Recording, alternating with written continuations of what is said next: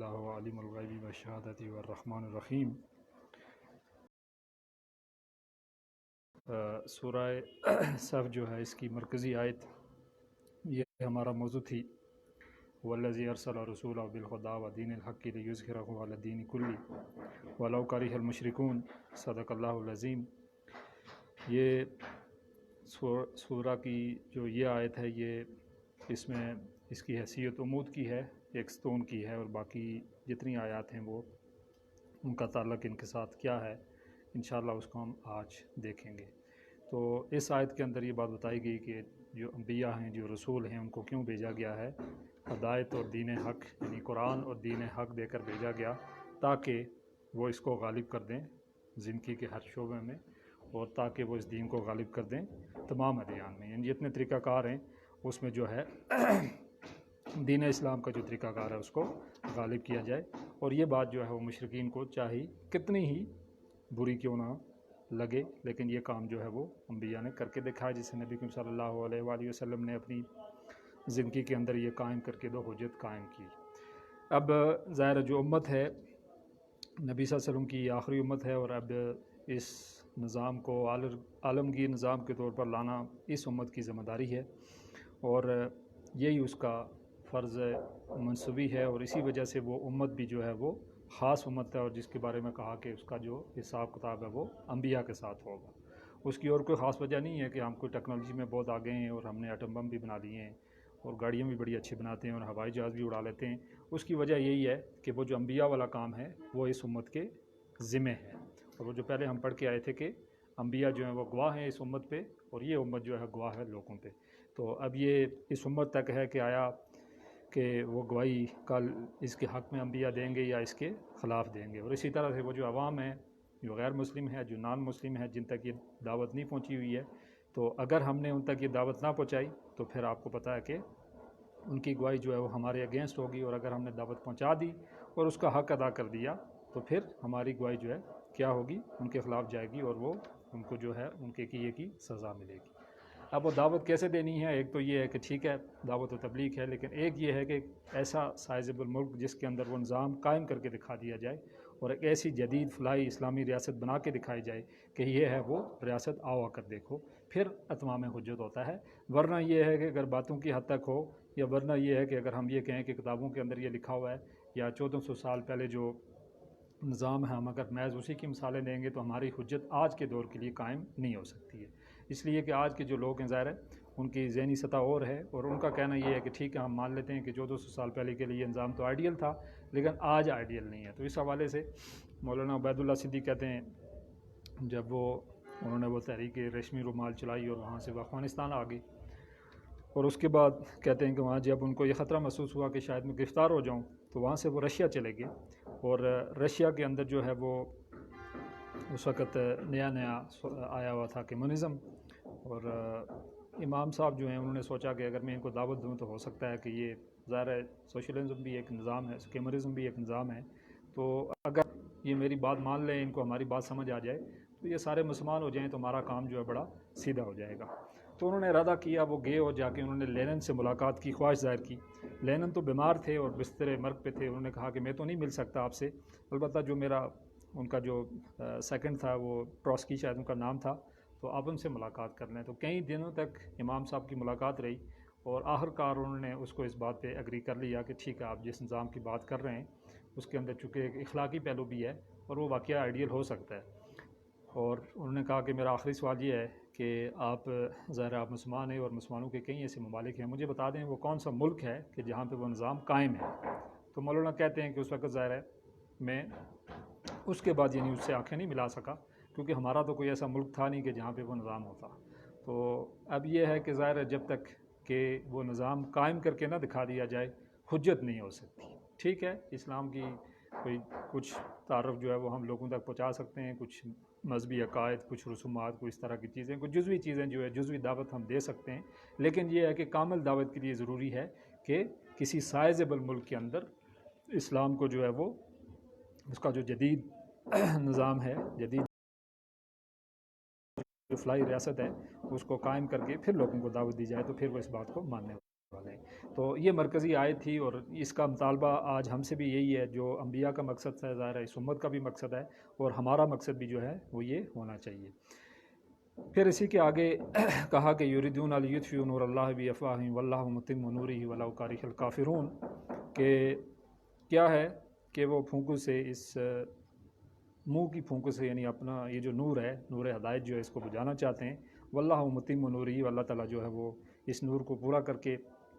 دم لے گا۔ ولو کریہ الکافرون، بے شک یہ بات جو کافر ہیں ان کو جو ہے وہ کتنی ناگوار کیوں نہ گزرے۔ تو اس سے پچھلی آیت تھی یہ، جس میں اصل میں یہ بات یہودیوں کے حوالے سے آئی ہوئی ہے، کہ یہودی جو ہیں وہ، ان کے ذہن میں یہ بات تھی کہ یہ دعوت جو ہے وہ چند دن کے لیے ہے، اور آخر کار جو ہے وہ یہ چیزیں ختم ہو جائیں گی۔ یہی وجہ ہے کہ مدینہ کے اندر جو ان کی ریشہ دوائیاں تھیں اور جو مختلف قسم کی باتیں تھیں، جو الزامات تھے، وہ ساری چیزیں جو ہے وہ کر رہے تھے مسلمانوں کے لیے۔ تو ہم شروع کرتے ہیں، شروع سے جب ہم اس کو سٹارٹ کرتے ہیں تو یہ میں نے آپ کو بتایا تھا کہ یہ جو سورہ ہے وہ جو چھٹا گروپ ہے مکی اور مدنی گروپ صورتوں کا، اس سے اس کا تعلق ہے، اور یہ وہ صورتیں ہیں کہ جہاں پہ ابتدا جو ہے وہ تعریف سے ہوتی ہے، ٹھیک ہے، کہیں سبحہ سے ہوتی ہے، کہیں یسبح سے ہوتی ہے۔ تو سبحہ جو ماضی کا صیغہ ہے، اور یسبح مضارع کا صیغہ ہے، اور یہ 6 بار آئے ہیں یہ صیغے، یعنی 3 بار سبحہ اور 3 بار یسبح آیا ہوا ہے۔ تو اس سے مراد یہ ہے کہ یعنی تعریف اللہ تعالیٰ کی ماضی میں بھی ہوتی رہی ہے، اور تعریف جو ہے وہ اللہ تعالیٰ کی بھی ہو رہی ہے، اور وہ ہوتی رہے۔ تو اس کی ابتدا ہے ما فی السماوات و ما فی الارض، کہ پاکی بیان کی ہے اللہ کی ہر اس شے نے جو زمین میں ہے، جو آسمانوں میں ہے، جو زمین میں ہے، یعنی اللہ تعالیٰ کی ہر ایک چیز جو ہے وہ پاکی بیان کر رہی ہے۔ اب وہ کیسے پاکی بیان کر رہی ہے؟ اس حوالے سے یہ ہے کہ ایک تو وہ اپنے حال سے پاکی بیان کر رہی ہے، اپنے حال سے وہ اللہ تعالیٰ کی تعریف کر رہی ہے۔ کائنات کے اندر جو یونیفارمٹی ہے وہ اس بات کی تصدیق کر رہی ہے کہ اس پورے نظام کو کوئی چلانے والا ہے۔ جیسے اگر ہم کہیں جا رہے ہیں تو راستے میں اگر ہم کہیں روڈ پہ دیکھتے ہیں تو ہمیں چند تھیلے جو ہے بکھرے ہوئے پڑے نظر آتے ہیں، تو ہمارے ذہن میں یہ خیال آتا ہے کہ یہ شاید کسی گاڑی سے گر گئے ہیں، لیکن اگر وہ خاص ترتیب سے، کوئی ان کا دائرہ بنا ہوا ہے، کوئی ان کی مثلث بنی ہوئی ہے، کوئی ان کا اسکیئر بنا ہوا ہے، تو ہم یہ بات کہیں گے کہ کسی نے ان کو اس ترتیب سے رکھا ہے۔ تو ایسے ہی ہے کہ کائنات کے اندر اگر روز جو ہے سورج ایک وقت پہ نکلتا ہے، چاند کا جو ہے وہ ایک وقت ہے گھٹنے کا اور بڑھنے کا، اسی طرح سے موسم جو ہے وہ ایک وقت پہ آتا ہے اور جاتا ہے۔ تو یہ جو ساری یونیفارمٹی ہے، یہ اس بات کی گواہ ہے کہ اس کائنات کا کوئی بنانے والا ہے، وہ اپنے حال سے اللہ کی تعریف بیان کر رہی ہے۔ دوسری بات یہ کہ یہ بھی ہو سکتا ہے کہ اللہ تعالیٰ نے ان کو کوئی زبان دی ہو،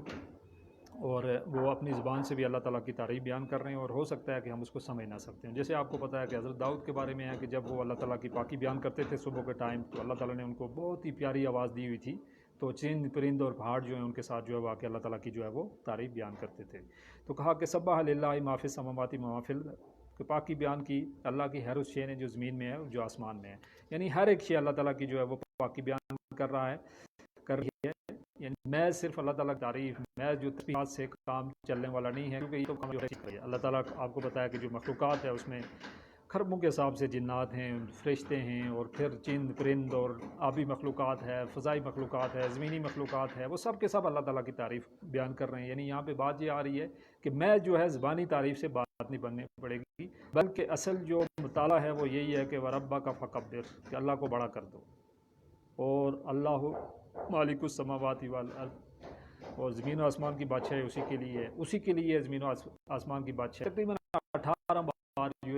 یہ جو بادشاہت کا لفظ اللہ یہ قرآن حکیم آیا ہے۔ تو وہ جو بادشاہ ہے کہ ہمارے گھر کے اندر بادشاہ نہیں ہوگا جب تک کہ ہمارے محلے میں بادشاہ نہیں ہوگا، جب تک ہمارے معاشرے میں بادشاہ نہیں ہوگا، اور جب تک کہ یہ ہمارا معاشرہ، اور جب تک کہ ہمارا سب سے جو اوپر والا لیول ہے حکومتی سطح پہ اللہ تعالیٰ کی بیان کی جائے گی، پاکی نہیں بیان کی جائے گی، تو اس وقت تک بات پھر بننے والی نہیں ہے۔ کیونکہ یہ جو عام پاکی ہے، سبحان اللہ الحمدللہ، یہ تو آپ کو پتہ ہے کہ ہر شخص جو ہے وہ ذاتی طور پر بھی کر سکتا ہے، اور کائنات کی ہر شے کر رہی ہے۔ تو اصل تو پاکی یہ ہوگی کہ ایک ایسا نظام بنایا جائے جو پاکیزہ نظام ہو، اور جو نظام جو ہے وہ اللہ کی پاکی جو ہے وہ بیان کرے۔ کہا کہ هو العزیز الحکیم، کہ وہ غالب ہے اور حکمت والا ہے۔ اب یہ دو چیزیں ایک ساتھ آتی ہیں کہ غالب ہے، ٹھیک ہے، ہمارے ہاں آپ کو پتہ ہے کہ اگر کوئی طاقتور ہے، کوئی غالب ہے، تو وہاں پہ یہ خیال ظاہر ہوتا ہے کہ ہو سکتا ہے کوئی ظلم کرے گا، زیادتی کرے گا. عام طور پر آپ کو پتہ ہے جیسے طاقتور جو لوگ ہیں تو طاقت کا بھی ایک نشہ ہوتا ہے، وہ چاہے دولت کا ہو، چاہے حسن کا ہو، چاہے کسی اور چیز کا بھی ہو. چھوٹی جو فیمس لوگ ہیں ان کا یہ ساری چیزیں انسان اس کو جیسے ہوتا ہے کہ کوئی نہ کوئی اس سے غلطی سرزد ہو جائے گی، لیکن اللہ کے بارے میں ہے کہ وہ غالب بھی ہے اور حکیم بھی ہے. ٹھیک ہے، یعنی یہ نہیں ہے کہ اس سے کوئی کبھی کوئی غلطی جو ہے وہ سرزد ہو سکتی ہے، بلکہ کیا ہے وہ حکیم ہے اور ہر ایک چیز جو ہے وہ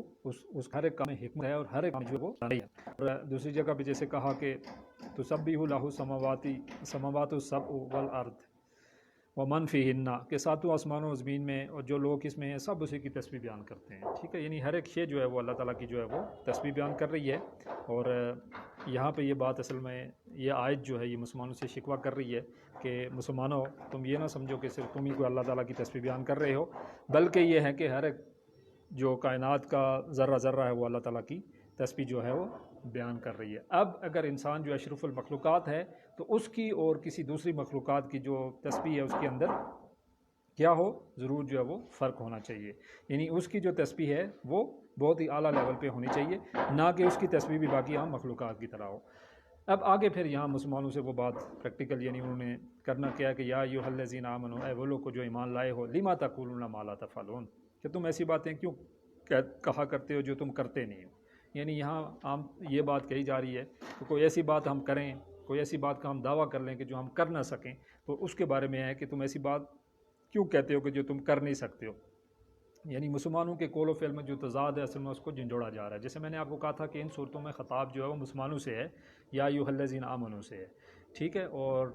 مراد یہ ہے کہ ایک طرح کے آپ جو کہہ سکتے ہیں کہ وہ جو کیٹیگری تھی جن کو ہم منافقین کہتے ہیں، ان کے چونکہ قول و فعل میں تضاد تھا. اور عام طور پر وہ جو ایک حدیث بھی ہے کہ نشانیاں جو منافقین کی بتائی جاتی ہیں کہ جب وہ بات کرتا ہے تو جھوٹ بولتا ہے، وعدہ کرتا ہے تو وعدہ خلافی کرتا ہے، جب امانت رکھی جاتی ہے تو اس میں خیانت کر لیتا ہے. تو وہاں سے بات یہ ہے کہ یا ایھا الذین آمنوا، یعنی مسلمانوں کے اندر ایک ذوف اس وقت آ گیا تھا اور ان کے اندر اب یہ روش بن گئی تھی کہ وہ بعض باتوں کے دعوے جو ہیں وہ کر لیتے تھے لیکن اس کو پورا نہیں کرتے تھے. تو یہاں ان کو کہا جا رہا ہے کہ یا ایھا الذین آمنوا لما تقولون ما لا تفعلون، تم ایسی باتیں کیوں کہا کرتے ہو جو تم کرتے نہیں ہو، یعنی تم ایسی باتیں کہتے ہی کیوں ہو جو تم کرتے نہیں ہو. یعنی زبانی دعویٰ، یہاں پہ وہ بات پھر آ جاتی ہے کہ ایمان جو ہے وہ ہمارا زبانی دعوے کی حد تک نہ ہو، بلکہ یہ ہے وہ حقیقی ایمان ہو، وہ دل کے اندر ایمان ہو. اور اگر حقیقی ایمان ہوگا تو اس کا لازمی نتیجہ ہے کہ عمل صالح جو ہیں وہ سرزد ہوں گے، اور عمل صالح کی چوٹی جو ہے وہ جہاد فی سبیل اللہ ہے. ٹھیک ہے، ایمان اگر حقیقی ہے تو پھر لازمی نتیجہ عمل صالح، اور اس کی چوٹی جو ہے وہ جہاد فی سبیل اللہ ہے. اور جہاد فی سبیل اللہ کیوں ہے؟ کہ اللہ کی زمین پہ اللہ کا جو ہے وہ قانون جو ہے وہ نافذ کیا جائے، اللہ کی زمین پہ اللہ کو جو ہے بڑا کیا جائے. تو اس آیت کے اندر یعنی اس طرح کے جو تمام کے تمام جو مسلمان ہیں کہ جو محض جنہوں نے کلمہ پڑھا ہوا ہے، ٹھیک ہے، لیکن ان کا دل جو ہے اس میں کلمہ موجود نہیں ہے، تو ان سے یہ بات کہی جا رہی ہے کہ زبانی دعوے سے کام نہیں چلے گا. اور آخرت کے اندر اگر جو ہے کامیابی ہے تو کسی زبانی دعوے کی بنیاد پر نہیں ہوگی بلکہ حقیقی ایمان کی بنیاد پر ہوگی. تو نبی کریم صلی اللہ علیہ وآلہ وسلم کا جو مشن تھا وہ کیا تھا کہ یہ شہادت کی الفت میں قدم رکھنا. لوگ آسان سمجھتے ہیں مسلمان ہونا، یعنی آج آپ کو پتہ ہے کہ مسلمان ہونا بڑا ایک آسان سا کام ہے، محض کلمہ پڑھ لینا اس سے بندہ جو ہے وہ مسلمان ہو جاتا ہے. آپ ساری زندگی کوئی بھی قربانی نہ دیں تو کوئی آپ کو مسلمانوں کی صف سے باہر نہیں نکالے گا. ٹھیک ہے، آپ پھر بھی مسلمان ہیں، آپ نے اگر کلمہ پڑھ لیا تو آپ مسلمان ہیں. تو یہاں پہ یہ بات کہی جا رہی ہے کہ لما تقولون ما لا تفعلون، کہ وہ جو تمہارا زبانی دعویٰ ہے وہ چلنے والا نہیں ہے. دنیا کی حد تک ٹھیک ہے آپ کو وہ سارے فائدے حاصل ہوں گے، لیکن آخرت میں وہ جو زبانی دعویٰ ہے وہ چلنے والا نہیں ہے. اور وہ اگر دعویٰ آپ کا زبانی ہے تو وہ دنیا کی حد تک ہے. آخرت کے لیے اگر حقیقی ایمان موجود ہے تو پھر اس ایمان کا مطلب یہ ہے کہ آپ نے اس باطل نظام کے ساتھ ٹکر لے لی ہے، اور جتنا وہ ایمان مضبوط ہوگا اتنی ہی آپ کی اس نظام کے ساتھ کیا ہوگا، ٹکر بھی ہوگی. اب آگے بات آ رہی ہے، مقتن کا لفظ یہاں پہ آ رہا ہے، اور مقتن جو ہے یہ عربی زبان میں شدید بیزاری کے لیے استعمال ہوتا ہے. ٹھیک ہے، اور ایک رسم مقت بھی تھی ان کے ہاں کہ عرب میں یہ ہوتا تھا کہ جو بیٹا ہے وہ اپنے باپ کے مرنے کے بعد اپنی سوتیلی ماں سے نکاح کر لیا کرتا تھا، جس کو وہ نکاح مکت کہتے ہیں، ٹھیک ہے۔ تو اس کو یعنی نکاح تو وہ کر لیتا تھا، لیکن اس کو بڑا ہی ناپسند کیا جاتا تھا، یعنی ایک بڑا بیزاری کا جو ہے وہ اسے کہ اس نے بڑا ایک برا کام جو ہے کیا کر لیا ہے۔ تو آگے جو بات ہے یہاں پہ کہ اگر تم ایسا کرتے ہو، یعنی یا ایھا الذین آمنوا لما تقولون ما لا تفعلون کبر مقتا عند اللہ، اللہ کے نزدیک بڑی بات ہے یہ، بڑی بیزار کرنے کے اعتبار سے، یعنی بہت ہی بری بات ہے یہ کہ اگر تم کو ایسی بات کہو یا ایسا دعویٰ تم کر لو کہ جس کو تم جو ہے وہ پورا کرنے والے نہ ہو، یعنی جو بات آپ کہو اس کو پورا کرو، جو بات بھی کرو سوچ سمجھ کے کرو، اور جب کر لو تو پھر اس کو پورا کر لو، یعنی یہ نہیں ہے کہ آپ نے کوئی بات کی، آپ نے کوئی دعویٰ کیا، آپ نے کسی سے وعدہ کیا تو اس کے بعد آپ نے اس کو پورا نہ کیا۔ تو ایسے ہی ہے اللہ تعالیٰ سے، اگر جو ہم نے وعدہ کیا ہوا ہے اگر ہم اس دعوے کو پورا کرنے والے نہیں ہیں تو پھر وہ بات یہ ہمارے لیے جو وارننگ ہمارے لیے ہی ہے کہ اللہ کے نزدیک بڑی بات ہے یہ بیزار کرنے والی کہ ان تقولوا ما لا تفعلون، کہ تم کوئی ایسی بات کہو جو تم کرتے نہیں ہو، ٹھیک ہے، یعنی کوئی ایسی بات کی جائے کہ جو کرتا نہ ہو۔ آپ عام طور پر بھی آپ کو پتہ ہے کہ ہمارے یہاں یہ روایت بھی ہے کہ ہم کوئی اگر ہمیں کہے کہ بھائی یہ میرا کام آپ کر دینا ہے تو ہم نے نہ بھی کرنی ہو تو تب بھی ہم اس کو کہہ دیتے ہیں کہ انشاءاللہ ٹھیک ہے میں کر دوں گا۔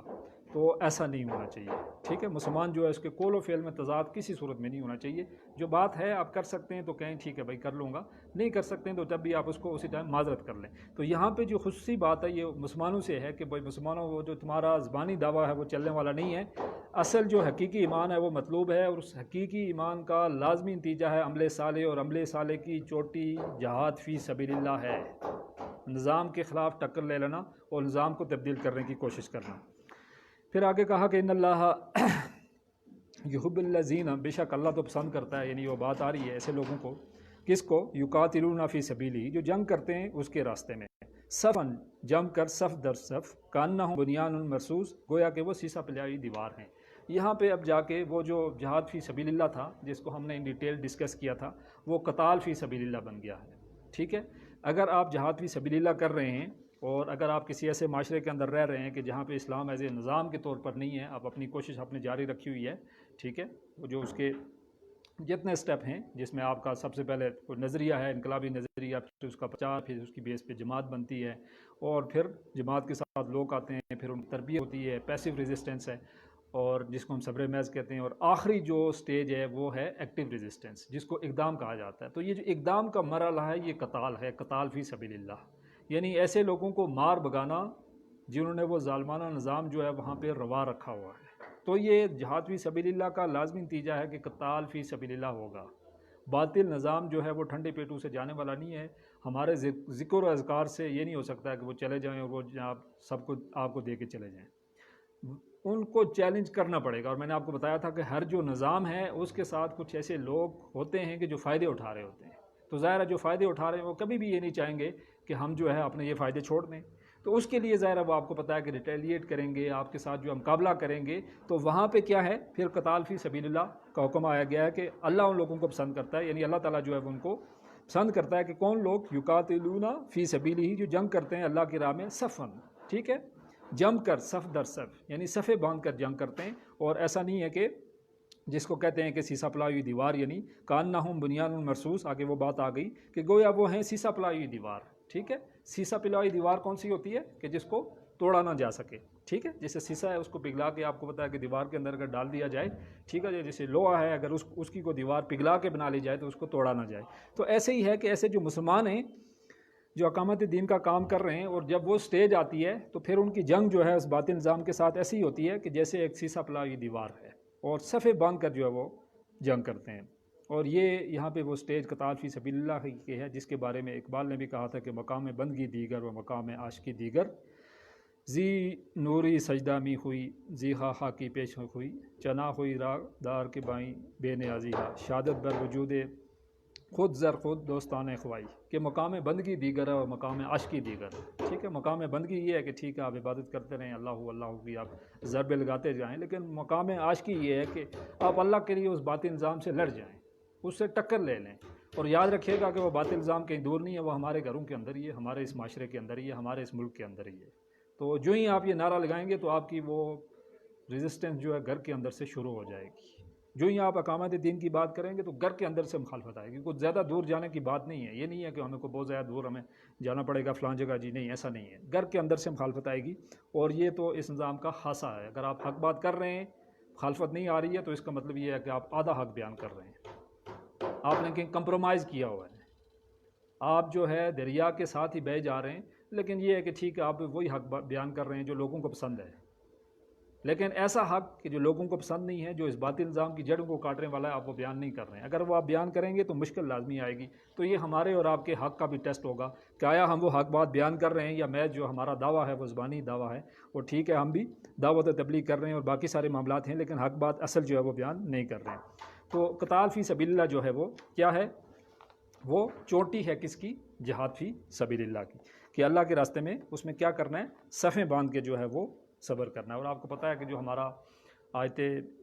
بر کا درس تھا, اس کے اندر بھی یہ چیز آئی تھی کہ والصابرین فی الباساء والضراء وحین الباس, جو ہمارا میرے خیال میں چوتھا درس تھا آیت برس کا, جس میں نیکی کا جو صبر تھا. اور اس کے اندر بھی آخری بات یہ آئی تھی, یعنی بات آ کے جہاں پہ ختم ہو گئی تھی کہ وہ جو بالخصوص صبر کرنے والے سختیوں میں, تکلیفوں میں اور لڑائی میں, ٹھیک ہے, یعنی ان کے لیے کیا ہے کہ اصل نیکی انہی کی ہے کہ جو کیا کرنے والے ہیں, صبر کرنے والے ہیں سختیوں میں, تکلیف میں اور لڑائی میں. تو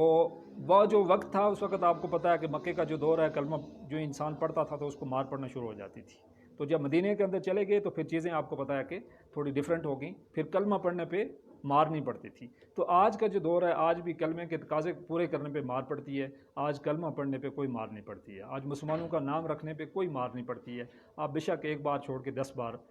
نام رکھ لیں. آج نماز پڑھنے سے آپ کو کوئی نہیں روکتا ہے. آپ امریکہ میں جائیں, وہاں جا کے نماز پڑھیں, بے شک پڑھیں. آپ امریکہ میں جائیں, وہاں جا کے چوکا پہن لیں, بے شک پہن لیں, ان کو کوئی اعتراض نہیں ہے. داڑھی بے شک اگر آپ 1 مٹھ رکھتے ہیں, 2 رکھ لیں, ان کو کوئی اعتراض نہیں ہے کہ آپ کی داڑھی. ہاں, اگر آپ اس نظام کی بات کریں گے تو وہاں سے پھر آپ کو پتہ ہے کہ ساری جو جنگ ہے ان کی آپ کے ساتھ سٹارٹ ہو جاتی ہے. اس لیے ان کا نظام فیل ہوا, تو وہ نہیں چاہتے ہیں کہ کوئی ایسا نظام آ جائے کہ جس میں انسانیت کی فلاح ہو, جس میں اللہ کی حکمت ہو, اور جس میں دین جو ہے کل کے کل اللہ رب العالمین کے لیے ہو جائے. تو اس حوالے سے ایک حدیث اور ہے کہ نبی کریم صلی اللہ علیہ وسلم نے کہا کہ ایک شخص جو ہے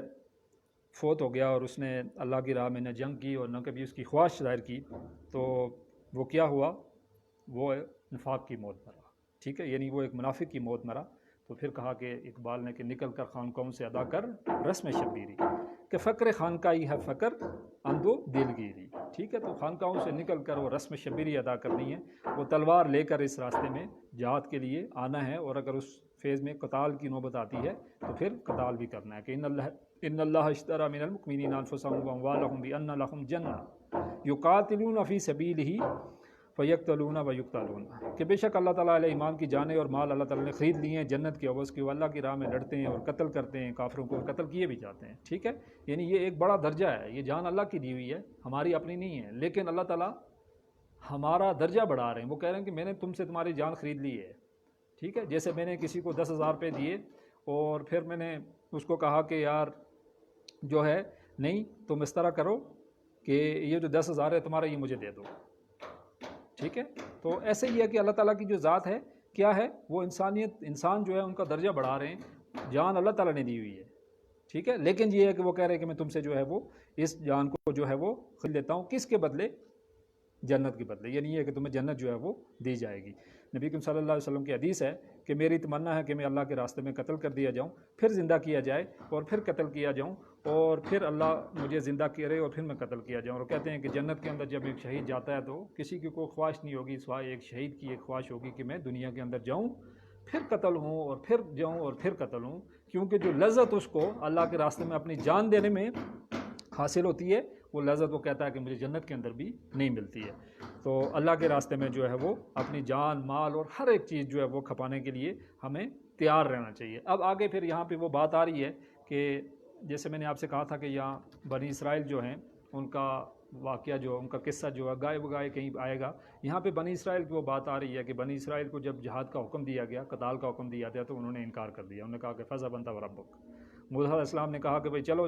فلسطین کی سرزمین جو ہم نے آزاد کروانی ہے, تو اس وقت انہوں نے کہا تم جاؤ, تمہارا رب جائے. تو موسیٰ علیہ السلام اور چند جو ان کے ساتھ کوئی 2-4 ساتھی جو تھے, ظاہر ہے وہ آپ کو پتہ ہے کہ جہاد نہیں کر سکتے تھے، پھر ان کو جو ہے آپ کو پتا ہے کہ صحرائے جو تینا ہے وہاں پہ ان کو بھٹکایا گیا، حالانکہ اس سے پہلے یعنی بے شمار انعامات ہیں جو اللہ تعالیٰ نے بنی اسرائیل پہ کیے، ٹھیک ہے، یعنی فرعون سے نجات دی، پھر آگے جا رہے تھے تو سایہ آ گیا، ٹھیک ہے، پھر 12 چشمے جو ہے ان کے لیے پھوٹ پڑے، پھر من و سلوہ آیا، یعنی بے شمار انعامات جو ہیں بنی اسرائیل کو اللہ تعالیٰ نے دیے، لیکن جب جہاد کا مرحلہ آیا تو پھر وہ تیار نہیں ہوئے، ٹھیک ہے۔ تو اب یہ وہ بات آ رہی ہے، وَإِذْ قَالَ مُوسَىٰ لِقَوْمِهِ کہ یاد کرو جب موسیٰ نے اپنی قوم سے کہا، یا قومی لما تؤذوننی، کیا ہے میری قوم کے لوگوں مجھے تم کیوں ایذا دیتے ہو۔ اچھا ایک تو یہ ہے کہ ٹھیک ہے کوئی جسمانی ایذا ہے، اور ایک یہ ہے کہ آپ کو پتہ ہے کہ روحانی قسم کی ایذا ہے کہ ٹھیک ہے آپ نے ایک جو ہے آپ کسی جماعت کے امیر ہیں، آپ نے وہ جماعت تیار کی، اور کل جب قربانی کا مرحلہ آیا تو آپ نے ان کو کہا کہ بھائی ابھی آپ سب نے چلنا ہے قربانی کے لیے، تو وہ انکار کر دیں، تو اب ظاہر ہے اس وقت کیا آپ کی کنڈیشن ہوگی، ظاہر ہے ایک پوری آپ کو پتہ ہے کہ اس کے پیچھے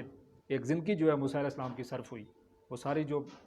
جتنی بھی معلومات ہے وہ آپ کے علم میں ہے کہ کس طرح سے موسیٰ علیہ السلام نے فرعون کے ساتھ ان کو بچایا، اور کس طرح سے وہاں سے لے کے وہ یعنی نکلے، اور وہ ساری جو ہے پوری ایک مشقت انہوں نے کی، اور اس کے بعد یعنی جو قوم ہے ان کا کہنا یہ ہے کہ نہیں بھائی تم جاؤ اور تمہارا رب جو ہے وہ جائے، تو پھر موسیٰ علیہ السلام نے وہ اس وقت بات جو ہے کہی تھی کہ بھائی اللہ میرا تو کوئی اختیار نہیں ہے سوائے اپنی جان کے اور سوائے اپنے بھائی جو ہارون کے، ٹھیک ہے۔ تو اس وقت جو موسیٰ علیہ السلام ہے پھر ان کا جو کہنا جیسے قول ہے کہ سورہ مائدہ میں بھی ہے کہ قال ربی انی لا املک الا نفسی واخی فافرق بیننا وبین قوم الفاسقین، کیا ہے میرے رب میں اپنے اور اپنے بھائی کے سوا کسی پر اختیار نہیں رکھتا، تو ہم میں سے ان نافرمان ہم میں اور ان نافرمان لوگوں میں جدائی ڈال دے، یعنی ان کو جو ہے تو ہم سے پرے کر دے، دوسرے معنی میں یعنی دفع کر دے ہم سے، ٹھیک ہے۔ تو اب اے میرے قوم کے لوگوں تم مجھے کیوں ایذا دیتے ہو، وقد تعملون، حالانکہ تم جانتے ہو، ایسا نہیں تھا کہ وہ جانتے نہیں تھے کہ موسیٰ علیہ السلام جو اللہ تعالیٰ کے جو پیغمبر نہیں ہیں، ساری چیزیں ان کو پتہ تھیں، ٹھیک ہے، وہ معجزے انہوں نے اپنی آنکھوں سے دیکھے ہیں، ٹھیک ہے، کئی قسم کے معجزے حضرت موسیٰ علیہ السلام کو دیے گئے تھے، جس میں ان کا عصا تھا، اور پھر اس طرح سے وہ ساری جو چیزیں ہیں، ہاتھ کا جو ان کا چمکنا ہے، اور وہ ساری جو اس طرح کی چیزیں ہیں وہ ان کو پتہ تھیں، ایسا نہیں ہے کہ ان کو یہ نہیں پتہ ہے کہ وہ، لیکن آپ کو پتہ ہے کہ جب مشکل وقت آیا اور جب مطالبہ کیا گیا جہاد کے لیے قتال کے لیے، اس وقت جو ہے کیا انہوں نے انکار کر دیا۔ انی رسول اللہ علیکم، میں کہ تمہاری طرف میں اللہ کا رسول ہوں، یعنی یہ ایسا نہیں ہے کہ تم جانتے نہیں ہو، تم جانتے ہو کہ میں تمہاری طرف اللہ کا رسول ہوں۔ پھر آگے کیا ہوا، پھر اللہ تعالیٰ بھی آپ کو پتہ ہے کہ ظاہر ہے ایک انسان کو چوائس دیتا ہے اچھائی کی اور برائی کی، اور اگر وہ برائی کی طرف جاتا ہے تو اللہ تعالیٰ پھر اس انسان کو اسی کے اندر آگے بڑھا دیتا ہے۔ فلما زاغوا ازاغ اللہ قلوبہم، پھر جب ان لوگوں نے کج روی اختیار کی تو اللہ نے ان کے دل اور بھی ٹیڑھے کر دیے، ٹھیک ہے، یعنی یہ ہے کہ اللہ تعالیٰ کا یہ رول ہے کہ آپ جس راستے پہ چلیں گے اللہ تعالیٰ آپ کو اسی راستے میں آگے لے کے جائے گا، ٹھیک ہے، آپ اگر اچھائی کی طرف آئیں گے تو آپ کو اسی راستے میں اللہ کی ذات برکت دے گی، لیکن اگر آپ برائی کی طرف جائیں گے تو کوئی زبردستی والا معاملہ نہیں ہوگا۔ یہ دونوں راستے اللہ نے دکھا دیے ہیں، اچھائی اور برائی کا راستہ دکھا دیا، آگے انسان کی چوائس ہے کہ وہ اچھائی کی طرف جائے یا برائی کی طرف جائے۔ تو اب جب وہ اس کی طرف چلے تو پھر اللہ تعالیٰ نے ان کو کیا اسی کے اندر جو ہے آگے بڑھا دیا، اور پھر وہ جو قوم ہے وہ 40 سال تک صحرائے جو تینا ہے اس کے اندر بھٹکتی رہی، اور پھر موسیٰ علیہ السلام ہارون علیہ السلام اللہ کو پیارے ہو گئے، اور اس کے بعد پھر جو ان کی وہیں پہ تربیت ہوئی، جو ایک نئی جنریشن ہے اس نے پھر آگے تو جہاد کیا، وہ آگے طالوت و جالوت کا قصہ جو وہ آپ نے قرآن حکیم میں پڑھا ہوا ہے۔ واللہ لا یہدی القوم الفاسقین، اور اللہ نافرمانوں کو ہدایت نہیں دیا کرتا، ٹھیک ہے، اللہ تعالیٰ جو نافرمان جو ہے ان کو ہدایت نہیں دیتا، اللہ کا یہ اصول نہیں ہے کہ اللہ نافرمان جو ہے ان کو ہدایت دے۔ اگر کوئی جو ہے نافرمانی کی راہ پہ چلے گا اور اگر اس کا کوئی دل جو ہے کسی دنیاوی محبت کی وجہ سے، ٹھیک ہے، کیا ہوگا، ٹیڑھا ہو گیا تو اللہ تعالیٰ پھر اس کو کہیں گے کہ ٹھیک ہے جاؤ دفع ہو جاؤ، تم جو اپنا کام ہے اسی کے اندر لگے رہو۔ اور یہ جیسے قرآن کی آیت ہے سورہ دہر میں کہ انا ہدیناہ سبیلا فاما شاکرا واما کفورا، کہ ہم نے راستہ دکھایا ہے، اب خواہ تم شکر کرو یا کیا کرو، ناشکر بنو۔ راستہ اللہ تعالیٰ نے دکھا دیے، دونوں راستے جو اللہ تعالیٰ نے دکھا دیے، اب کوئی ناشکری کرتا ہے یا ناشکری کرتا ہے، اس سے کوئی اللہ کو آپ کو بتایا کہ کوئی فرق پڑنے والا نہیں ہے۔ پھر اس کے بعد وہ جو آیت ہے کہ ختم اللہ علی قلوبہم وعلی سمعہم وعلی ابصارہم غشاوۃ ولہم عذاب عظیم، کہ وہ سٹیج آ جاتی ہے کہ ایک انسان جو ہے آپ کو بتایا جب کوئی گناہ کرتا ہے تو کہتے ہیں اس کے دل کے اوپر، حدیث ہے یہ بھی، کہ ایک سیاہ دھبا پڑ جاتا ہے، وہ توبہ کر لے گا تو وہ دھبا مٹ جائے گا، نہیں کرے گا اور کرے گا تو وہ دھبے اور لگتے جائیں گے، اور ایک وقت ایسا آ جاتا ہے کہ دل پورا کا پورا سیاہ ہو جاتا ہے، اور پھر اس کے بعد آپ کو پتہ ہے کہ پھر ان کے جو دل ہیں ان کے اندر کوئی بھی خیال نہیں آ سکتا، اور پھر وہ آیت جو ہے کہ ختم اللہ علی قلوبہم وسمعہم وابصارہم وغشاوۃ ولہم عذاب عظیم، یعنی ایسے لوگوں کو آپ جتنی مرضی ہے تبلیغ کر لیں کچھ نہیں ہو سکتا ہے، ان کے دل جو ہے ان کے اوپر مہر لگ چکی ہے، ان کی آنکھیں جو ہے وہ دیکھتی نہیں ہیں، ان کے کان جو ہے وہ سنتے نہیں ہیں۔ تو دنیاوی حوالے سے جو شخص ہیں وہ اگر کوئی دنیا میں کسی اس میں بہت آگے بڑھ گئے ہیں تو پھر اللہ تعالیٰ بھی ان کو اسی کام میں آگے بڑھا دیتے ہیں، اور پھر اسی طرح سے ان کی موت آ جاتی ہے۔ یعنی یہ گمراہی جو ہے بنی اسرائیل نے خود اپنے مول لی، اور کس وجہ سے ہوئی کہ وہ جو قتال فی سبیل اللہ ہے اس سے انہوں نے انکار کر دیا۔ یعنی ساری نعمتیں اللہ نے دی، لیکن جب لڑائی کا مرحلہ آیا تو پھر کیا ہوا کہ ان کے دل ٹیڑھے ہو گئے، اس کے اندر خوف آ گیا۔ حالانکہ کہا جاتا ہے کہ وہاں پہ جو موسیٰ علیہ السلام کے جو ساتھی تھے انہوں نے کہا کہ بھائی آپ اس بستی کے اندر داخل ہو جاؤ، آپ داخل ہوگے تو اللہ آپ کو فتح دے دے گا، لیکن جیسا میں آپ سے کہا کرتا ہوں کہ ہماری خواہش یہ ہوتی ہے کہ آگ پہلے بجھے پھر ہم چھلانگ لگائیں، لیکن چھلانگ لگانی پڑتی ہے۔ حضرت ابراہیم نے چھلانگ لگائی پھر آگ بجھی۔ اب اس کے بعد آگے جو بات آ رہی ہے، جیسے یہ حضرت موسیٰ علیہ السلام کی بات تھی، ٹھیک ہے، کہ ان لوگوں نے جب جہاد سے انکار کیا تو کیا اس کا نتیجہ ہوا۔ اب عیسیٰ علیہ السلام کی بات آ رہی ہے کہ وہ کہا کہ اذ قال عیسیٰ ابن مریم، کہ یاد کرو جب حضرت مریم کے بیٹے عیسیٰ نے کہا یا بنی اسرائیل، اے بنی اسرائیل، انی رسول اللہ علیکم، بلا شبہ میں تمہاری طرف اللہ کا رسول ہوں، ٹھیک ہے، میں یعنی اللہ کا رسول ہوں۔ آپ کو پتہ ہے کہ عیسیٰ علیہ السلام جو ہیں ان پہ بھی طرح طرح کے الزامات لگائے گئے، اور وہ جو معجزے تھے اس کی وجہ سے ان کو جادوگر ڈکلیئر کیا گیا، اور جادوگر ڈکلیئر کرنے کے بعد کہا کہ ان کو اب پھانسی کی سزا دی جائے، اور پھر آپ کو پتہ ہے کہ اللہ تعالیٰ نے معجزے کے طور پر اس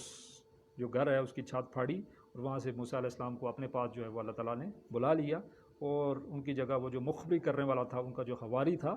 اس کو پھانسی دی گئی، اور اس کو بتایا گیا ایک اور جگہ بھی، ہم آگے اس کو دیکھتے ہیں۔ انی رسول اللہ علیکم، بلا شبہ میں تمہاری طرف اللہ کا رسول ہوں، مصدقا لما بین یدی من التوراۃ، میں تصدیق کرتا ہوں اس کتاب کی جو مجھ سے پہلے آ چکی ہے، یعنی تورات کی، ٹھیک ہے۔ بنی اسرائیل کے آخری جو نبی ہیں وہ حضرت عیسیٰ ہیں، ٹھیک ہے، آخری نبی بنی اسرائیل کے حضرت عیسیٰ ہیں، اور انہوں نے آگے یہ نہیں کہا کہ میں تورات جو ہے اس کے اندر جو باتیں لکھی ہوئی ہیں ان کو میں نہیں ماننے والا، بلکہ انہوں نے کہا کہ میں تصدیق کرتا ہوں وہ جو باتیں جو تمہارے پاس کتاب ہے، یعنی اس وقت جو خطاب تھا ان کا کس کے ساتھ تھا؟ یہودیوں کے ساتھ تھا، کہ بھائی آپ جو باتیں کر رہے ہو، جو باتیں آپ کی کتابوں میں لکھی ہوئی ہیں وہ اسی طرح سے ہیں، میں ان کو اسی طرح سے مانتا ہوں، اور کہا یعنی تورات کی، مبشرم برسول، اور بشارت سناتا ہوں ایک رسول کی، ٹھیک ہے۔ اب یہاں پہ وہ بات آ جاتی ہے کہ نبی کریم صلی اللہ علیہ وآلہ وسلم کے بارے میں حضرت عیسیٰ جو ہیں وہ عیسائیوں کو جو ہے کیا ہے، خوشخبری سنا کے گئے۔ یاتی من بعد، جو میرے بعد آئیں گے، اسمہ احمد، اور جن کا نام احمد ہوگا، یعنی نبی کریم صلی اللہ علیہ وسلم کے بارے میں ہے۔ فلما جاءہم بالبینات، پھر جب وہ ان لوگوں کے پاس کھلی نشانیاں لے کر آئے تو اب وہ بات آتی ہے کہ قالوا ھذا سحر مبین، کہنے لگے یہ تو کھلا جادو ہے، ٹھیک ہے۔ موسیٰ علیہ السلام نے جب آپ کو پتا کہ جو معجزے دکھائے، موسیٰ علیہ السلام کے پاس جو معجزے کی طاقت تھی وہ کسی کو نہیں دی گئی، یعنی مردہ کو وہ کم بیزنہ اللہ کے حکم سے مردہ کو زندہ کر دیتے تھے، اور اس طرح کی یعنی ان کے پاس جو معجزے تھے وہ کسی کے پاس نہیں تھے، ٹھیک ہے۔ تو جب انہوں نے ایسے معجزے دکھائے تو انہوں نے کہا یہ تو جادوگر ہے، اور پھر وہ سارا الزام ان پہ لگا، اور پھر ساری ان کو یعنی قتل کرنے کی کوشش کی گئی، اور اللہ تعالیٰ نے ان کو بچا لیا۔ اور مختلف قسم کے معجزے موسیٰ علیہ السلام دکھاتے تھے، جیسے یہ ہے کہ کوئی مٹی سے ایک مورد بنا لینا اور پھر اس میں روح پھونک دینا، یا پرندے کی شکل بنا لینا اور پھر سچ مچ جو ہے وہ اس کو زندہ کر لینا، اور پھر جو کوڑی کے مریض ہیں، ٹھیک ہے،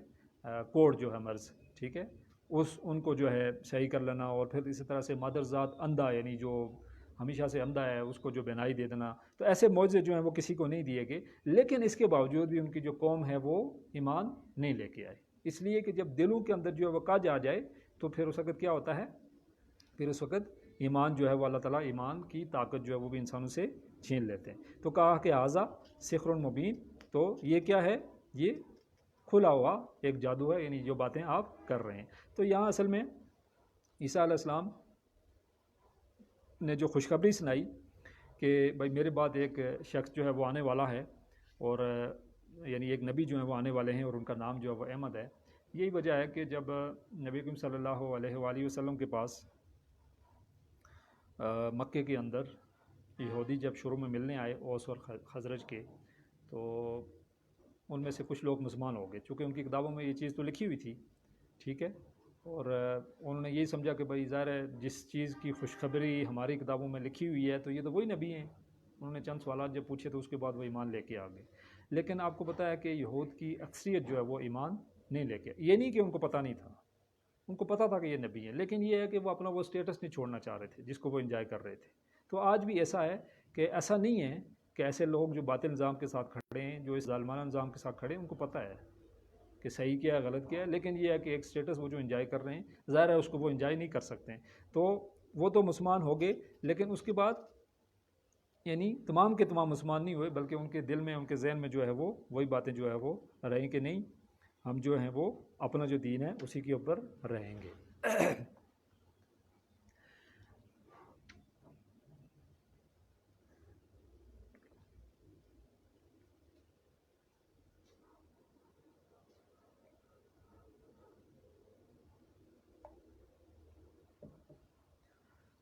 نبی اکرم صلی اللہ علیہ وآلہ وسلم نے، آپ کو پتہ ہے کہ ایک صحابی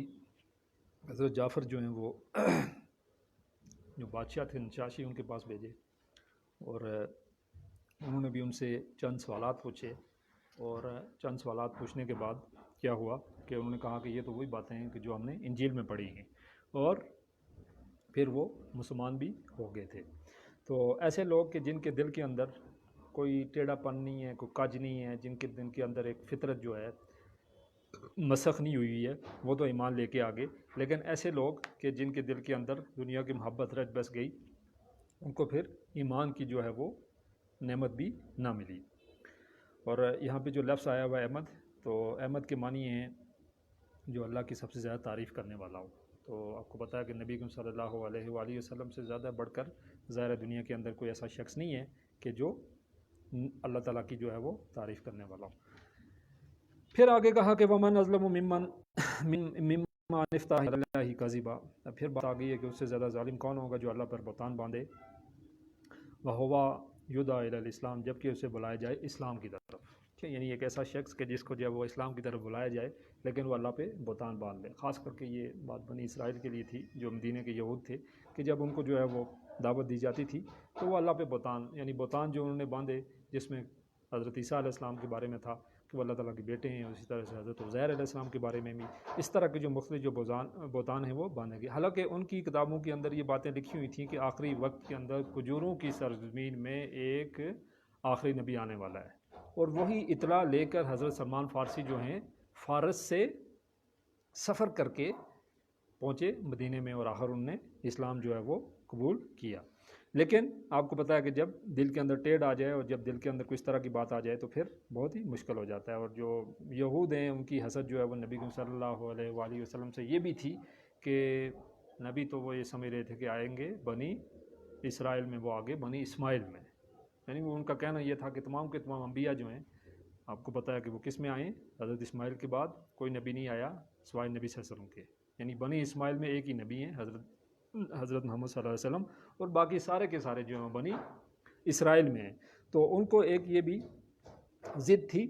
کہ چڑ تھی کہ یہ نبی جو ہیں کیوں بنی اسماعیل کے اندر جو ہیں وہ آ گئے ہیں۔ اور پھر مختلف قسم کے جو آپ کو پتہ ہے کہ جو لقب اور جو خطابات ہیں اور اس طرح کی باتیں جو نبی صلی اللہ علیہ وسلم کے لیے وہ جو یہود ہیں وہ کیا کرتے تھے، اور عام طور پر اس سے پہلے کیا ہوا کرتا تھا کہ وہ جو یہود تھے وہ اگر ان کو کوئی تکلیف پہنچتی مشرکین سے تو وہ کہتے کہ ہمارے تو نبی آنے والے ہیں اور ابھی ہمارا غلبہ ہوگا، اور اس کے بعد پھر آپ ہمارے ساتھ جنگ نہیں کر سکو گے، آپ ہمیں تنگ نہیں کرو گے۔ لیکن جب وہ نبی آئے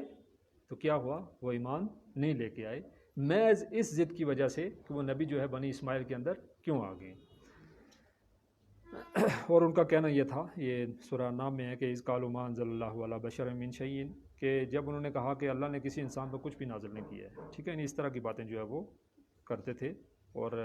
اکثر ان کا کہنا، یہود کا کہنا یہ تھا کہ ہم تو سپیریئر ہیں، اور اصل جو ہے انسان ہم ہی ہیں، اور باقی سارے جو ہیں وہ جنٹائل ہیں، یعنی انسان نہیں ہیں، وہ سب ہمارے جو ہیں وہ خدمت کے لیے پیدا کیے ہیں۔ مختلف ان کی باتیں، پھر کہا کہ قالوا کونوا ھودا و نصارا تہتدوا، کو کہتے تھے کہ یہودی ہو جاؤ یا عیسائی ہو جاؤ، اور تو اس کے بعد تمہاری بخشش ہوگی۔ پھر کہا کہ جنت میں صرف یہودی اور نصرانی داخل ہوں گے، یعنی وقالوا لن يدخل الجنہ لائیں یدخل الجنہ الا من کان ہودن او نصارا، کہ وہ کہتے تھے کہ یہودیوں اور عیسائیوں کے سوا جنت میں کوئی جانے والا نہیں ہے۔ تو یہ کیا تھا کہ اپنے تکبر، حسد اور جھوٹ کی وجہ سے وہ نبی کریم صلی اللہ علیہ وسلم کی رسالت کا انہوں نے انکار کیا، حالانکہ ان کی کتابوں کے اندر جو ہے یہ خوشخبری موجود تھی۔ پھر یہاں سے پھر وہ دوبارہ آیت جو ہے وہ آتی ہے کہ ان کا جو طرز عمل تھا یہود کا وہ کیا تھا کہ یریدون، وہ چاہتے تھے لیطفئوا نور اللہ بافواہہم، کیا کریں اپنی منہ کی پھونکوں سے جو ہے وہ یہ چراغ بجھا دیں، یعنی یہ نبی کریم صلی اللہ علیہ وآلہ وسلم کو جو مارنے کی سازشیں تھیں اور طرح طرح کی ریشہ دوائیاں وہ کرتے تھے، اور منافقین جو ہے وہ بھی آپ کو پتہ ہے کہ عبداللہ بن ابی اور اس طرح کے جو لوگ تھے وہ بھی ان کا تعلق بھی یہود کے قبیلوں سے تھا کہ بظاہر جو ہے وہ مسلمان تو ہو گئے لیکن اندرون خانے وہ منافق تھے اور مسلمانوں کی جڑیں کاٹنے کی کوشش کر رہے تھے۔ تو یعنی یہاں پہ یہ تشویش جو دی گئی ہے کہ وہ بجھا دیں اللہ کے نور کو اپنے منہ کی پھونکوں سے، ٹھیک ہے، یعنی کہاں اللہ کا نور اور کہاں ان کی منہ کی پھونکیں، کہاں ان کی ایفرٹ اور کہاں جو اللہ تعالیٰ کی ذات۔ واللہ متم نورہ، اور اللہ ہی اپنی روشنی کو پورا کرنے والا ہے، ٹھیک ہے۔ ولو کرہ الکافرون، خواہ کافر اس سے ناپسند کیوں نہ کریں، ٹھیک ہے، اللہ تعالیٰ جو ہے وہ اس دین کو غالب کرنے والا ہے اور اس کو جو ہے دنیا کے اندر جو ہے وہ بڑا کر کے دکھانے والا ہے، خواہ جو کافر ہیں ان کو جو ہے یہ چیز آپ کو پتہ ہے کہ کیا ہو، کتنے ہی ناگوار کیوں نہ ہو۔ اب بظاہر آپ اگر دیکھیں گے تو ظاہر یہ امپاسبل سا لگتا ہے کہ نبی صلی اللہ علیہ وسلم نے ٹوٹل 23 سال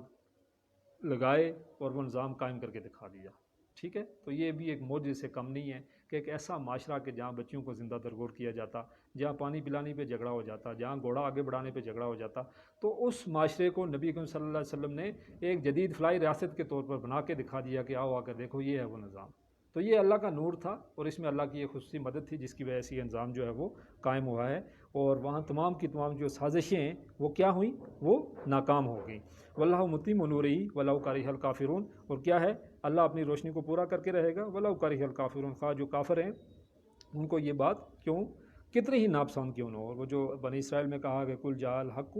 وزہق الباطل ان باطل کان زہوقا، کہ کہہ دو حق آ گیا اور باطل جو ہے وہ مٹ گیا، بے شک باطل جو ہے وہ مٹنے کے لیے ہے۔ تو حق کے آنے کے بعد جو ہے وہ باطل جو ہے وہ مٹ جاتا ہے۔ اور یاد رکھیے گا کہ جو باطل ہوتا ہے وہ کسی حق کے شیڈ میں گھسا ہوا ہوتا ہے، ٹھیک ہے۔ کوئی اگر باطل بالکل نرا باطل ہے تو وہ زمانے میں پنپ نہیں سکتا ہے، اس کے اندر بھی کوئی اچھائی ضرور ہوگی، کچھ نہ کچھ حق کا شیڈ ضرور ہوگا۔ تو آج کے دور میں بھی ہم نے اس باطل کو اریاں کرنا ہے، حق سے اس میں سے اس کو نکال کے بتا دینا ہے کہ یہ باطل ہے۔ تو جو ایفرٹ تھی، جو مسلمانوں کی کوشش تھی، ظاہر ہے اس وقت بھی یہ تھی کہ وہ نظام جو ہے وہ قائم کیا جائے اور اسی پہ کہ اللہ کا دین جو ہے وہ غالب ہوگا، اور اسی کے لیے جو کوشش ہے کہ وقت فرصت ہے، کہاں کام ابھی باقی ہے، نور توحید کا اہتمام ابھی باقی ہے۔ یعنی یہ نہیں ہے کہ مدینے کے اندر اگر وہ نظام قائم کر دیا گیا تو وہ تمام انسانیت کے لیے حجت ہوگی، اس وقت تو حجت ہوگی، لیکن آج جب دنیا گلوبل ولیج بن گئی ہے، ٹھیک ہے، آج آپ کو پتہ ہے کہ راولہ کوٹ کے اندر اگر کوئی چھوٹا سا کام ہوتا ہے تو وہ پوری دنیا میں لوگوں کو پتہ چل جاتا ہے۔ تو آج کا دور اور اس دور میں بڑا فرق ہے۔ تو آج کی حجت،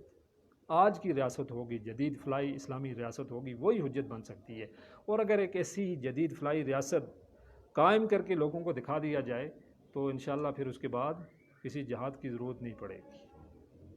اس لیے کہ ایک ایسا کامل نظام اگر ہمیں مل جائے تو پھر یاد رکھیے گا کہ اگر کوئی کامل نظام ہو تو پھر لوگ کہیں گے یار ہمیں بھی یہ چاہیے۔ انڈیا والے اگر دیکھیں، رشیا والے دیکھیں کہ یار بھائی یہ نظام ہے، یہاں لوگوں کو انصاف مل رہا ہے، تو وہ ان کے لوگ اٹھ کھڑے ہوں گے بھائی ہمیں بھی یہ نظام چاہیے۔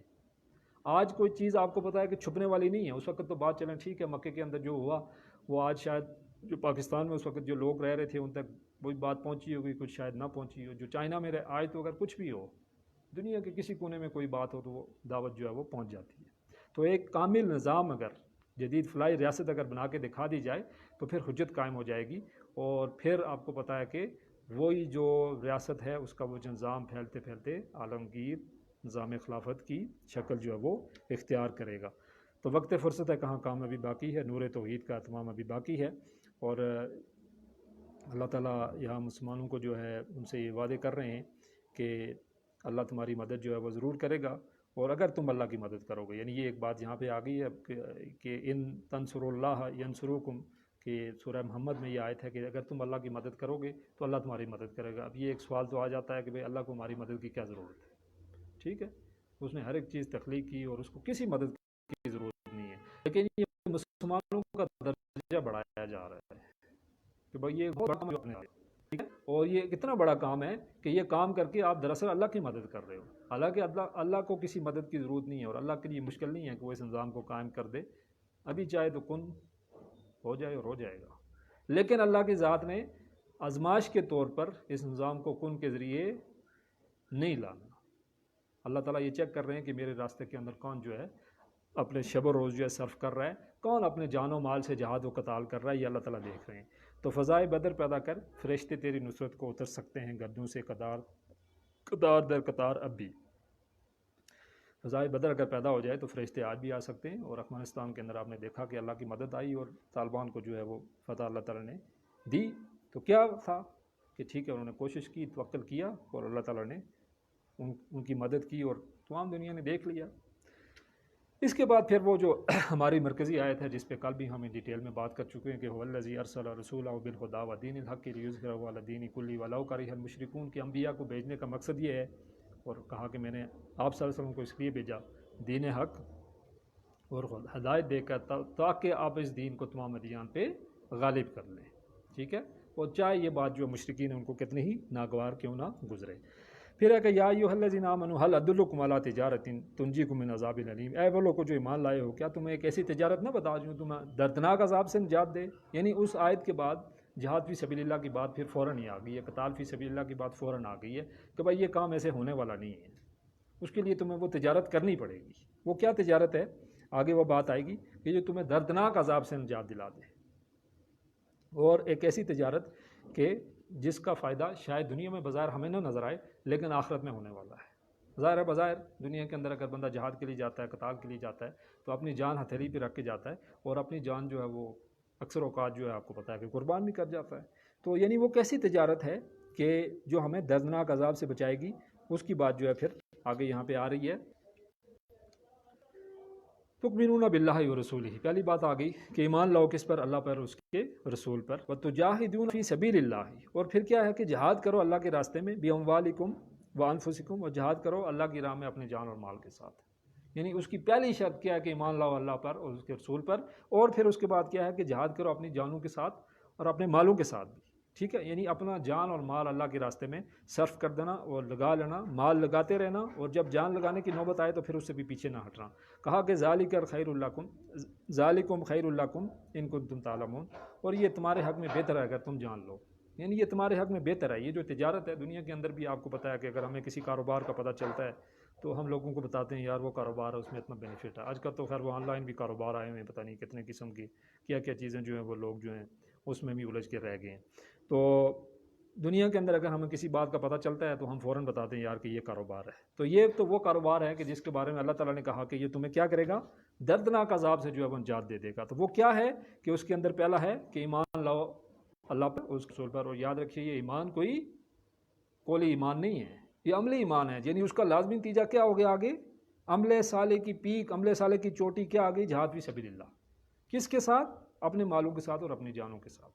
یعنی اگر ایمان عملی ہے تو اس کا لازمی نتیجہ ہے کہ جہاد فی سبیل اللہ ہوگا. یہ ہو ہی نہیں سکتا کہ جہاد نہ ہو اس کے نتیجے میں. ذالکم خیر لکم ان کنتم تعلمون. اور یہ تمہارے حق میں بہتر ہے اگر تم جان لو. یہ تمہارے حق میں بہتر ہے اور اگر تم جاننے والے ہو. اور وہ جو آیت ہم سورہ حجرات کی پڑھ کے آئے تھے کہ انما المؤمنون الذین آمنوا باللہ ورسولہ ثم لم یرتابوا وجاہدوا باموالہم وانفسہم فی سبیل اللہ اولئک هم الصادقون. کہ مومن تو اصل میں وہی ہیں، یعنی مومن وہی ہیں. ٹھیک ہے، کیا کہ جو ایمان لائے اللہ پر، اس کے رسول پر، پھر کسی شک میں نہیں پڑے. یعنی کوئی شک نہیں، بالکل یقین کی کیفیت ہے. اور اس کا لازمی نتیجہ ہے کیا کرتے ہیں؟ وجاہدوا باموالہم، جہاد کرتے ہیں اپنے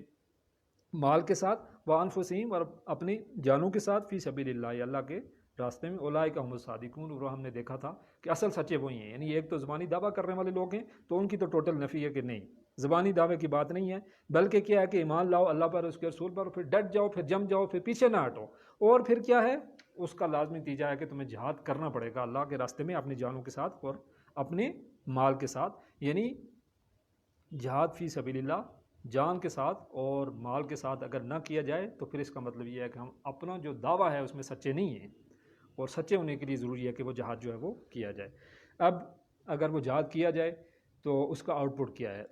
تو پہلا آؤٹ پٹ جو ہے وہ دیکھیے، کہا کہ یغفر لکم ذنوبکم، وہ تمہارے گناہ بخش دے گا. تو اللہ کے راستے میں اگر ہم کوشش کریں گے، اسٹرگل کریں گے، اپنی ایفرٹ لگائیں گے، توانائیاں لگائیں گے، تو اللہ تعالیٰ کہہ رہا ہے کہ میں تمہارے گناہ بخش دوں گا۔ اور پھر کہا یدخلکم جنات تجری من تحتہا الانہار، اور داخل کرے گا تمہیں ان جنتوں میں بہتی ہیں جن کے دامن میں نہریں، ٹھیک ہے، ان جنتوں میں آپ کو داخل کیا جائے گا، اور جن کے دامن سے مراد یہ ہے کہ جن کی سائڈ سے جو ہے وہ نہریں بہتی ہیں، جیسے ہمارے یہاں گھر جو ہے کسی پہاڑ کی چوٹی پہ ہے اور ساتھ سے جو ہے وہ نالا جس کو ہم کس بولتے ہیں وہ بہ رہا ہو۔ ومساکین طیبۃ فی جنات عدن، اور ان پاکیزہ مکانات میں جو ہمیشہ رہنے والے ہیں، باغات میں ہیں، ٹھیک ہے، ذالک الفوز العظیم، یہ بہت بڑی کامیابی ہے۔ یعنی دنیا کی کامیابی کو بھی ہم کو کامیابی سمجھتے ہیں، لیکن کہا کہ یہ ایک بہت بڑی کامیابی ہے کہ انسان کیا ہے، وہ آخرت میں کامیاب ہو جائے اور ہمیشہ ہمیشہ کے لیے جو ہے وہ کامیاب ہو جائے۔ تو دو جو وعدے ہیں جہاں اللہ تعالیٰ نے کیے ہیں کہ اگر تم جہاد فی سبیل اللہ کرو گے تو پھر تمہارے گناہوں کی معافی ہوگی، اور پھر دوسرا کیا ہے کہ جنت کے پاکیزہ گھروں میں داخلہ، کہ جنت میں تم داخل کر دیے جاؤ گے اور تم بالکل جو ہے وہ پاک کر دیے جاؤ گے۔ اور آخرت کی زندگی آپ کو پتہ ہے کہ ہمیشہ رہنے والی ہے، دنیا کی زندگی آپ جانتے ہیں کہ عارضی زندگی ہے، اور جیسا کہ سورہ اعلیٰ میں بھی ہے کہ والآخرۃ خیر وابقیٰ، کہ آخرت بہتر ہے اور باقی رہنے والی ہے، اور کہا کہ سیانہ وہ ہے جو آخرت کی تیاری کرے، ٹھیک ہے، کہ تم میں سے ایسا شخص جو آخرت کی تیاری کرتا رہے، آخرت کے فائدے کے لیے لگا رہے، تو وہی جو ہے وہ سیانہ ہے۔ آج کا دور ہے، آپ کو پتہ ہے کہ آج تو ہم سیانہ اسی کو بولتے ہیں کہ جو دنیا کے اندر بہت ہی بڑے کو بینک بیلنس کا جو ہے وہ مالک ہوگا، کوئی بڑی گاڑی والا ہوگا، بڑے گھر والا ہوگا، تو ہم اس کو کہیں گے کہ بہت ہی کامیاب ہے، بہت ہی سیانہ شخص ہے۔ لیکن قرآن یہ بات نہیں کہہ رہا ہے، وہ کہہ رہا ہے کہ آخرت کی زندگی بہتر ہے اور وہی باقی رہنے والی ہے، باقی دنیا جو ہے وہ آپ کو پتہ ہے کہ تباہ ہونے والی ہے۔ اس کے بعد پھر اب وہ بات آ گئی ہے کہ ایسا نہیں ہے کہ آخرت کے اندر ہی صلہ دیا جائے گا۔ آپ کو پتہ ہے کہ انسان جو ہے وہ فوراً چاہ رہا ہوتا ہے کہ ہمیں آؤٹ پٹ مل جائے۔ ہم نے بزنس شروع کیا اور ہم چاہ رہے ہوتے ہیں کہ یار ہم نے 50 لاکھ کا بزنس شروع کیا ہے، ہمیں منتھلی جو ہے وہ 5 لاکھ تو آنے چاہیے، ٹھیک ہے، تو فوراً آؤٹ پٹ جو انسان چاہتا ہے، تو یہاں پہ کہا کہ وَأُخْرَىٰ تُحِبُّونَهَا، اور ایک دوسری کامیابی جسے تم پسند کرتے ہو، ٹھیک ہے، اللہ اس کو پسند نہیں کرتا ہے، یعنی اللہ کو کوئی مطلوب نہیں ہے وہ۔ نصر من اللہ و فتح قریب، کیا ہے وہ؟ اللہ کی طرف سے فتح اور قریبی مدد جو ہے وہ آنے والی ہے، وہ قریب ہے، کوئی دور نہیں ہے، ٹھیک ہے۔ وبشر المؤمنین، اے نبی صلی اللہ علیہ وسلم مومنوں کو قریبی فتح کی خوشخبری سنا دو، یعنی دنیا کے اندر بھی آپ کو فتح دی جائے گی۔ کیا کرو گے؟ اگر تم ایمان لاؤ گے اللہ پہ، اس کے رسول پہ، اور پھر ڈٹے رہو، جمے رہو گے، جہاد کرو گے اللہ کے راستے میں، تو آخرت کے اندر گناہ معاف ہو جائیں گے، اور پھر کہا کہ جنت میں داخل کیے جاؤ گے۔ تو ایسا نہیں ہے کہ دنیا کے اندر بھی کیا ہوگا کہ ایک دوسری کامیابی جسے تم پسند کرتے ہو، ٹھیک ہے، تو وہ بھی تمہیں دی جائے گی۔ یعنی یہ ہے کہ اللہ تعالیٰ کو مطلوب ہماری آخرت ہے، اللہ تعالیٰ کو مطلوب دنیا نہیں ہے۔ لیکن چونکہ مسلمان ہیں یا کفار ہیں، جو بھی انسان ہیں، وہ آپ کو پتہ ہے کہ ظاہر دنیاوی فائدہ ہماری نظر میں زیادہ فائدہ ہمیں نظر آتا ہے، تو اس وجہ سے کہا کہ دنیا کے اندر بھی تمہیں جو ہے وہ فتح دی جائے گی، دنیا کے اندر بھی تمہیں جو ہے وہ کامیابی دی جائے گی۔ اس لیے ایسا نہیں ہے کہ ہم جو ہے وہ اس کے لیے پریشان ہوں۔ البتہ یہ ہے کہ یہ بات ہمارے ذہن میں رہے کہ اگر ظاہر دنیا میں فتح نہیں مل رہی، دنیا میں کامیابی نہیں مل رہی، وہ نظام نہیں آ رہا، تو اس میں کوئی پریشانی کی بات نہیں ہے، اس لیے کہ آخرت کی دو خوشخبریاں جو ہیں وہ ہمارے لیے موجود ہیں۔ باقی اللہ جب چاہے گا تو وہ دنیا میں بھی کامیابی دے دے گا، ٹھیک ہے، اور اگر وہ دے دیتا ہے تو ٹھیک ہے، اگر نہیں دیتا ہے تو اس میں بھی کوئی ناراضگی کی بات نہیں ہے، کیونکہ اصل جو کامیابی ہے اللہ کے نزدیک کیا ہے، وہ آخرت کی کامیابی ہے۔ البتہ یہ ہے کہ ہمیں ظاہر ہے جو کوشش ہے وہ اس کے لیے ضرور کرنی چاہیے کہ ایک ایسا نظام جو ہے وہ آ جائے کہ جس میں اللہ بڑا ہو۔ اور اس حوالے سے کئی صحیح حدیث جو ہیں وہ موجود ہیں کہ یہ جو دین ہے پوری قرہ اس پر نافذ ہوگا، اور نبی اکرم صلی اللہ علیہ وآلہ وسلم کی حدیث ہے کہ نبوت تمہارے درمیان میں رہے گی جب تک اللہ چاہے گا، یعنی میں تمہارے درمیان میں رہوں گا جب تک اللہ تعالیٰ چاہے گا، اور پھر جب وہ چاہے گا تو اٹھا لے گا، یعنی جب اللہ تعالیٰ چاہے گا تو نبی صلی اللہ علیہ وسلم کو اٹھا لے گا۔ پھر نبوت کے طریقہ پر خلافت کا دور آئے گا، اور وہ بھی اس وقت تک رہے گا جب تک اللہ تعالیٰ چاہے گا، اور پھر اس کو اٹھا لے گا۔ اور پھر کہا کہ اس کے بعد کاٹ کھانے والی بادشاہت ہوگی جو اس وقت تک رہے گی جب تک اللہ چاہے گا۔ پھر مجبوری کا دور آئے گا، یعنی غیروں کی حکمت، پہلے تو حکمت اپنوں کی تھی، اب غیروں کی حکمت آ گئی ہے، ٹھیک ہے، اور وہ وقت اس وقت تک رہے گا جب تک اللہ تعالیٰ چاہے گا، پھر اسے بھی ختم کر دے گا۔ اور پھر نبوت کے طریقے پر، یہ آخری وہ بات ہے کہ پھر نبوت کے طریقے پر خلافت کا دور آئے گا، اور پھر آپ صلی اللہ علیہ وسلم خاموش ہو گئے۔ تو یہ جو ادوار ہیں، 5 ادوار جو ہیں وہ گنائے گئے ہیں۔ آخری جو ہے اس کی سٹارٹ اب ہوا چاہتا ہے، ٹھیک ہے، میں نے آپ کو بتایا تھا کہ ریوائول شروع ہو چکا ہے، غیروں کی غلامی جو ہے ڈائریکٹ غلامی ختم ہو گئی ہے، ٹھیک ہے، مالیاتی شکنجہ ضرور ہے لیکن ڈائریکٹ غلامی نہیں ہے، انڈائریکٹ غلامی ابھی بھی ہے، تو اب ریوائول جو ہے وہ سٹارٹ ہو چکا ہے۔ پھر ایک دوسری حدیث میں کہا کہ اللہ تعالیٰ نے میرے لیے زمین کو لپیٹ دیا، پس میں نے اس کے مشرق و مغرب دیکھ لی، اور میری امت کی حکمت زمین پر وہاں تک پہنچ کر رہے گی جو میرے لیے لپیٹ دی گئی. یعنی خلافت جو اب جو آئے گی وہ عالمی خلافت ہوگی. یہ نہیں ہے کہ کسی ایک خطے کے اندر، کسی ایک ملک کے اندر یا ایک بر اعظم کے اندر، بلکہ ایک عالمی خلافت ہے. یعنی نبی صلی اللہ علیہ وآلہ وسلم کی خوشخبری ہے کہ وہ خلافت آئے گی تو پورے قرآن پر ہوگی. پھر حدیث ہے اس کے حوالے سے ایک اور کہ روئے زمین پر نہ کوئی اینٹ گارے کا بنا ہوا کوئی گھر رہے گا، اور نہ اونٹ کے بالوں کا بنا ہوا خیمہ کہ جس میں اللہ اور کلمہ اسلام کو یعنی داخل نہ کرے، یعنی اللہ کلمہ اسلام کو داخل نہ کرے، خواہ وہ کسی سعادت مند کی عزت دے کر اور خواہ کسی بدبخت کی ملغوبیت کے ذریعے. یعنی یہ ہے کہ اگر اللہ تعالیٰ چاہے گا تو وہ شخص ہو سکتا ہے مسلمان ہو کے تو مسلمانوں کا ساتھی بن کے اس دین کو قبول کرے، اور اگر نہیں تو چھوٹا بن کے یعنی کمی بن کے رہے گا. یعنی اللہ تعالیٰ جس کو عزت عطا فرمائے گا انہیں کلمہ اسلام کا قائل بنا دے گا، اور جس کو ذلیل کرے گا اس کو اس کے تابع بنا دے گا. یہ نظام اللہ کا ہوگا.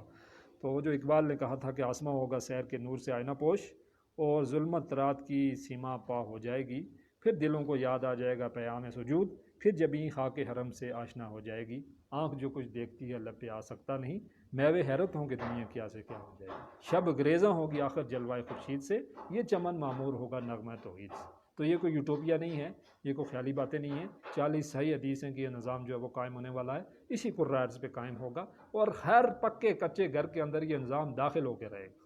چاہے کوئی عزت والا یعنی کوئی مسلمان ہو کر اس کو قبول کرے، یا چاہے کوئی ذلت والا جو ہے وہ اس کو ذلیل بن کے قبول کرے، یعنی نظام جو ہے وہ یہی ہوگا. اب آخری جو آیت ہماری ہے کہ غلبہ دین کے لیے، جہاد کے لیے جو عظیم سعادت ہے، یعنی کہ اللہ تعالیٰ کے جو مددگار ہیں، یا اللہ تعالیٰ وہ بات کہہ رہے ہیں کہ ایسے لوگ جو یہ کام کرتے ہیں وہ اصل میں میرے مددگار ہیں. تو یہ اصل میں کیا ہے،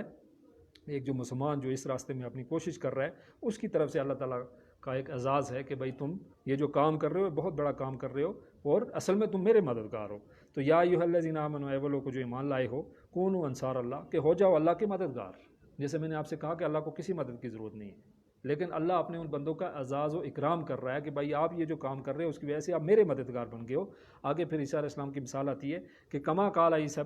ابن مریم للحواریین، یا جیسا کہ پکارا حضرت عیسیٰ کے بیٹے